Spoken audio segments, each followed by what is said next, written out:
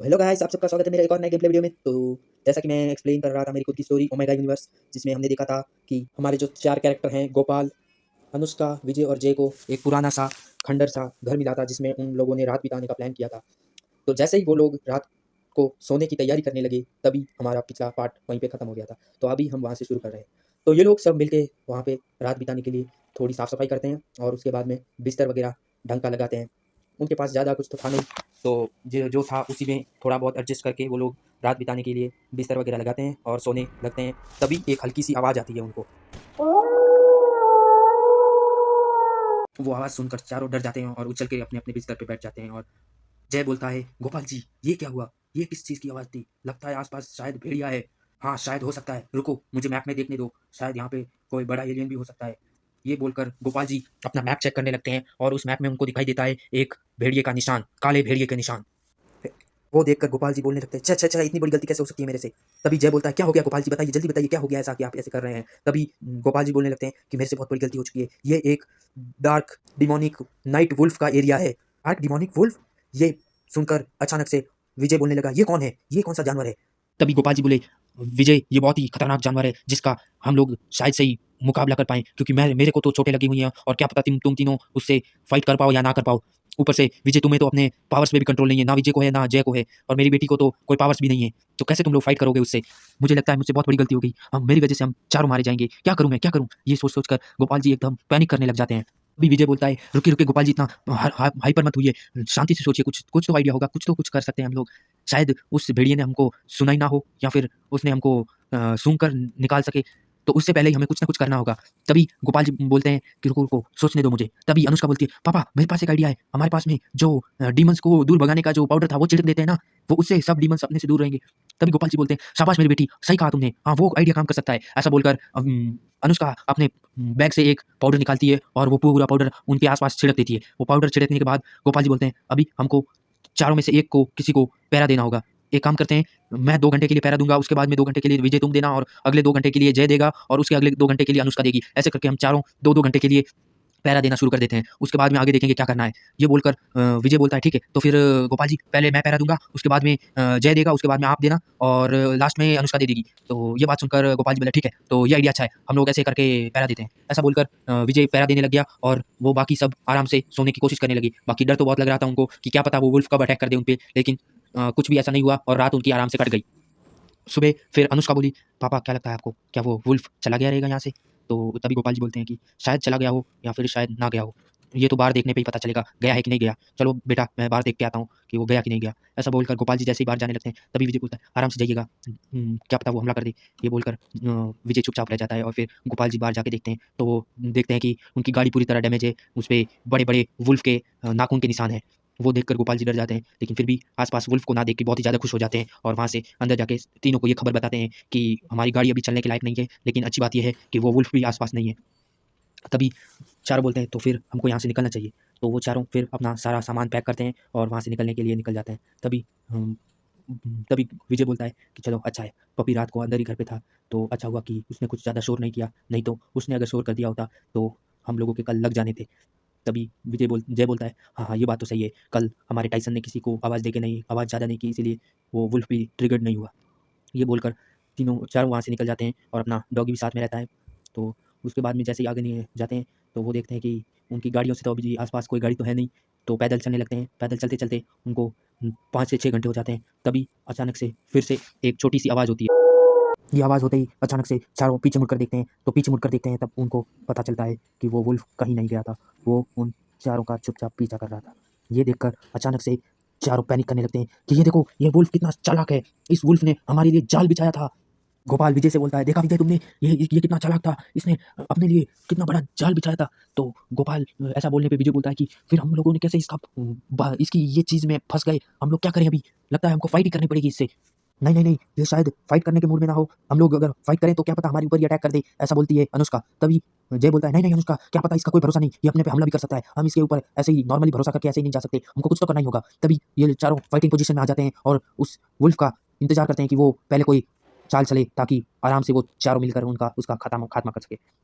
तभी अपना टाइसन भागते हुए आता है और अचानक से उस वुल्फ के ऊपर 10 फुट का होके अचानक से हमला करना शुरू कर देता है। तभी चारों उसके ऊपर अटैक करने के लिए भागते हैं। तभी वो वुल्फ चिल्लाने लगता है, एकदम से चिल्लाते-चिल्लाते टाइसन को पकड़ता है और उसकी गर्दन के पास काटने की कोशिश करके उसकी गर्दन पकड़ के दूर फेंक देता है। तभी टाइसन और गुस्सा होके फिर तेजी से भागते हुए आता है और एक अपना पंजा उसके मुँह पे मारता है और उसका मुँह पे जैसे ही पंजा लगता है तो वुल्फ एकदम से नीचे गिर जाता है। तभी चारों लोग मिलके विजय आकर अपनी आग से अपनी शैडो कंट्रोल से उसकी शैडो कंट्रोल करने की कोशिश करता है, लेकिन क्योंकि उसको इतना आसानी से अपनी मैजिक पे कंट्रोल नहीं था तो वो कर नहीं पाता और वो वुल्फ उनके चंगुल से छूट जाता है। तभी जय अचानक से उसके ऊपर फायर का एक फायर बॉल फेंक देता है, तो उसके फर जो होते हैं वो पूरे जल जाते हैं और उसकी स्किन झुलस जाती है और वो जब स्किन झुलस जाती है तो वुल्फ और तेजी से चिल्लाना शुरू कर देता है और चिल्लाते हुए वहां से भागने की कोशिश भी करता है। फिर वहां से जैसे ही भागने की कोशिश करता है अपना टाइसन उसके ऊपर हमला करके उसके पैर को काट लेता है और पैर को काटते हुए देखकर अचानक से गोपाल जी अपनी कटाना निकालते हैं और कटाना निकाल के उसके दूसरे वाले पैर पे हमला कर देते हैं और उसके दूसरे वाले पैर पे जैसे ही हमला होता है तो लंबा सा कट लग जाता है उसके पैर पे और उससे खून बहना शुरू हो जाता है और वो खून जब बहना शुरू हो जाता है तो वो देखकर उस वुल्फ को और गुस्सा आता है और वो जब गुस्सा होने लगता है वुल्फ तो अचानक से बड़ा सा जबड़ा खोलकर गोपाल जी के ऊपर हमला कर देता है। लेकिन शुक्र है अपने टाइसन का जिसने उसके मुंह पे फिर से एक जोरदार टक्कर मार के उसको दूर कर देता है, लेकिन उसके चक्कर में अपने गोपाल जी को ज़्यादा ही चोट लग जाती है और गोपाल जी एकदम से बेहोश हो जाते हैं। तभी अनुष्का चिल्लाने लगती है, पापा पापा क्या आप ठीक हो? पापा आपको कुछ हुआ तो नहीं? तभी विजय बोलता है, रुक ए अनुष्का चिल्लाओ मत, शायद वो वुल्फ तुम्हारे ऊपर भी हमला कर दे, चुपचाप रहो, फिलहाल हम इसको मारने का प्लान करते हैं। ये बोलकर विजय भागते हुए जाता है और गोपाल जी के हाथ से वो कटाना उठा लेता है, लेकिन जब वो कटाना उठाता है तो वो क्या दिखता है कि वो कटाना बहुत ही ज़्यादा भारी है, लेकिन फिर भी कैसे ना कैसे करके विजय उसको उठाता है और जय को बोलता है, जय जब मैं बोलूँ तब तू हमला कर देना। तो तभी विजय भागते हुए जाता है और उसकी जो 2 टाँगें बची थी उनमें से एक पे हमला कर देता है और एक पे हमला करके बड़ा सा कट मार देता है और जैसे ही वो कट लगता है तो तभी विजय चिल्लाता है, जय फटाफट से इसके ऊपर आग लगा तू। और ये सुनते ही जय भागते हुए जाता है और उस वुल्फ के मुँह पे फायर बॉल फेंकता है बड़ी सी और वो जैसे ही बड़ी सी फायर बॉल जाती है तो वो जाके टकराती है एकदम से जाकर उस वुल्फ के मुंह पे और जैसे ही वो वुल्फ के मुंह पे जाती है तो उसका मुंह एकदम से जलने लगता है और जलते जलते वो वुल्फ अब तड़प तड़प के अपना दम तोड़ देता है वहीं पे और इतनी ज़्यादा पावर यूज़ करने की वजह से अपना जय भी वहीं पे बेहोश हो जाता है। तो अपने 2 लोग बेहोश हो चुके हैं और 2 लोग होश में हैं, लेकिन उनको भी चोटें लगी हुई है। वैसे तो अनुष्का को ज़्यादा चोट नहीं लगी है क्योंकि उसने कुछ कंट्रीब्यूट भी नहीं किया उसमें। बाकी गलती उसकी भी नहीं है क्योंकि उसके पास कोई पावर्स भी नहीं है जिससे वो कुछ हमला वगैरह कर दे। ये ये सोचकर विजय सोचता है और तभी विजय बोलता है अनुष्का से, अनुष्का एक काम करो, तुम्हारे पास कोई मेडिसिन्स हो तो हमारे दोनों लोगों को मेडिसिन्स वगैरह दे दो और हमारा जो टाइसन है वो दोनों को अपने पीठ के ऊपर बिठा के ले चलेगा तब तक जब तक कि वो खुद टायर ना हो थक ना जाए। ये सोचकर फिर दोनों को मेडिसिन दी जाती है और उन दोनों को फिर टाइसन के पीठ पे बिठा के ले जाया जाता है आगे। तभी जय बोलता है विजय से, विजय मेरे को अपने दिमाग के आसपास कुछ ऐसा अजीब सा लग रहा है। तभी अचानक से विजय बोलता है कि क्या हुआ जय, शायद तुमको ज़्यादा ही चोट लग गई है इसकी वजह से हो सकता है। ऐसा बोलकर वो उसको नींद की दवाई दे देता है और उन दोनों को सोने के लिए छोड़ देता है। ऐसे ही एक दिन गुजर जाता है और अगले दिन सुबह दोनों की आंखें खुलती है और दोनों उठकर बैठ जाते हैं और विजय से पूछते हैं विजय क्या हुआ था आगे। फिर विजय बताना शुरू करता है कि उस वुल्फ ने जब हम पर हमला किया तो जय ने उसके ऊपर आग लगा दी थी और उसी आग के चक्कर में वो तड़प तड़प के वहीं पर मर गया और हम तीनों ने मिलकर तुम दोनों को इधर ले आए, उसी खंडर में हैं अभी। हम उसी खंडर वाले घर में हैं जहाँ पे वो वुल्फ की हमने पहली बार आवाज़ सुनी थी, वहीं पे हम लोग हैं। तो ये बात सुनकर गोपाल जी बोलते हैं, चलो अच्छा हुआ कि वो वुल्फ मर गया, नहीं तो क्या पता वो वुल्फ अगर हम में से किसी को भी मार सकता था। चलो ज़्यादा किसी को चोट नहीं लगी। तभी अपना जय बोलता है कि गोपाल जी मुझे कुछ अलग सा फ़ील हो रहा है। मेरे जो पेट के आस-पास है वहाँ पे कुछ अजीब-सी चीज़ दिख रही है मुझे। तो तभी गोपाल जी बोलते हैं, अच्छा तो तुमको फाइनली डेविल सोल मिल ही गई। तभी अपना जय पूछता है, डेविल सोल ये क्या होती है? तभी गोपाल जी बोलते हैं कि मैंने देखो तुमको बताया था कि अलग-अलग चीज़ों का हथियार होती है, तो वैसे ही ये डेविल सोल भी है। डेविल सोल उसी को कहते हैं।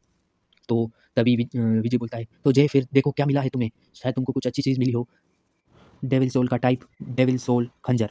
डेविल सोल खंजर एक म्यूटेंट टाइप सोल है जिसका अटैक डैमेज बहुत ज़्यादा है।